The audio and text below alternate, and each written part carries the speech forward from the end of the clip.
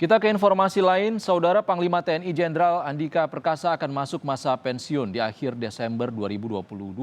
DPR mengingatkan Presiden Jokowi segera mengirimkan surat Presiden pergantian Panglima TNI Jenderal Andika Perkasa.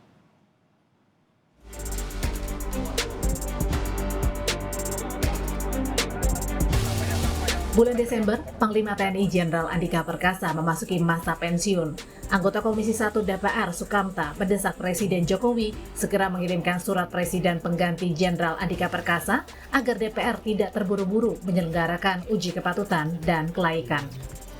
Kita berharap surat dari Presiden segera dikirimkan kepada DPR karena mengingat beberapa kali surpres ini mendadak dan kemudian mendesak, tidak ada waktu lagi bagi DPR sampai dalam kasus yang kemarin itu menggunakan hari libur untuk melakukan fit and proper. Saya kira ini kebiasaan yang tidak bagus dan kita berharap DPR ini lebih dihormati lagi lah. Kita jaga bersama karena ini sesama lembaga negara. Sementara ditanya apa rekomendasi terhadap calon Panglima TNI, Wakil Ketua DPR Sufmi Dasko bilang Presiden akan pertimbangkan nama yang bisa menghadapi tantangan ke depan.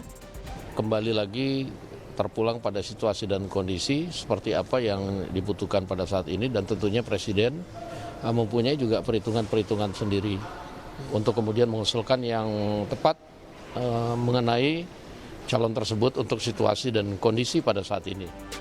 3 nama berpotensi menjadi Panglima TNI baru menggantikan Jenderal Andika Perkasa adalah Kepala Staf Angkatan Laut Laksamana Yudo Margono, Kepala Staf Angkatan Darat Jenderal Dudung Abdurrahman, dan Kepala Staf Angkatan Udara Marsikal Fajar Prasetyo. Tim Liputan, Kompas TV.